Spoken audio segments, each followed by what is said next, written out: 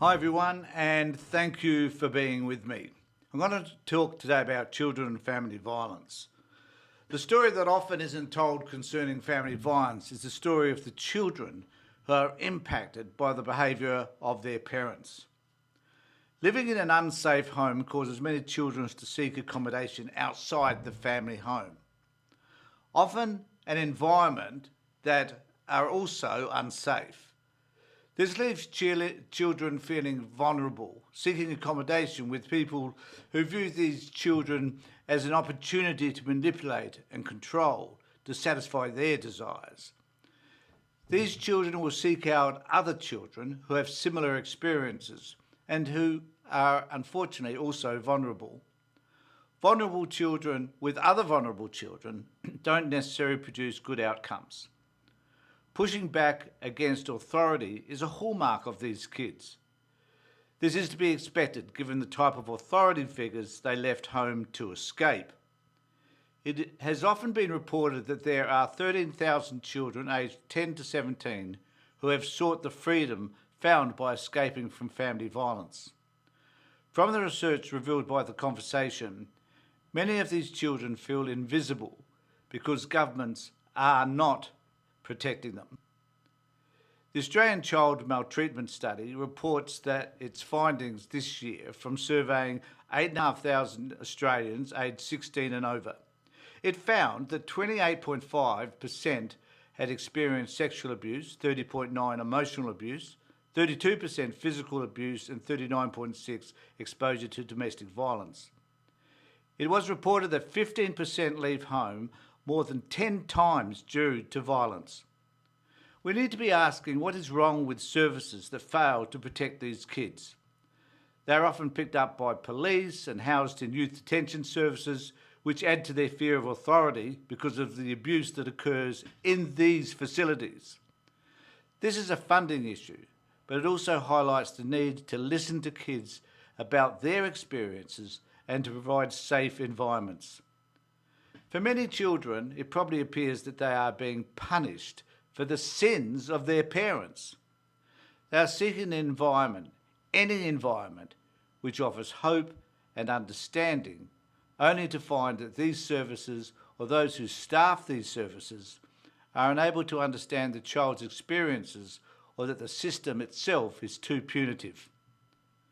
The perpetual question that I've been wrestling with all of my professional life is, how do we create a system to adequately house children who can live with their parents?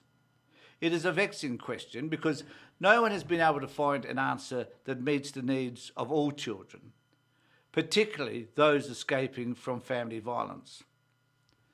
Now, my observation is that often children are removed from both parents when it is the male who is violent.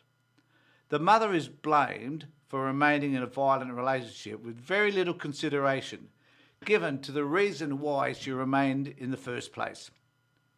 Often services could be provided for the non-violent parent, which would enable the children to remain with her, and for the violent parent to be removed from the family home, along with strict restrictions on the violent parent's contact with the mother and children.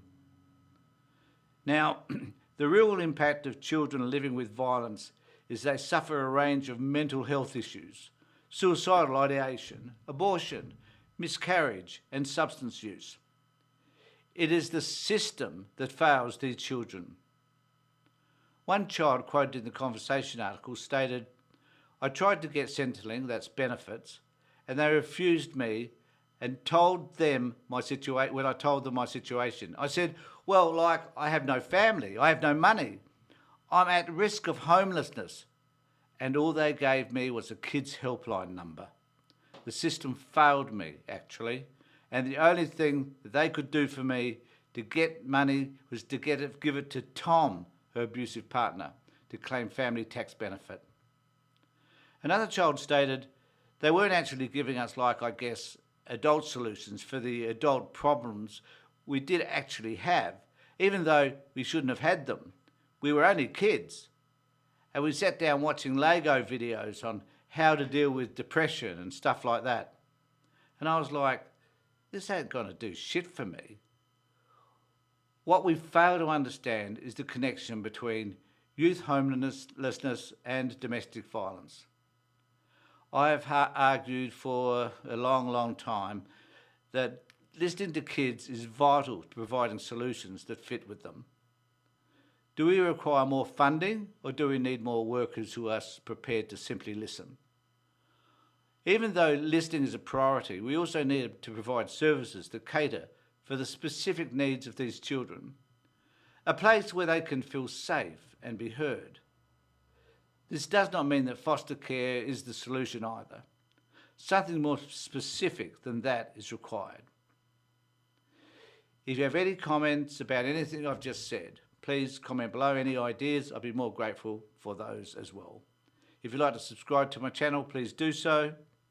In the meantime, take care, look after yourself, and be safe.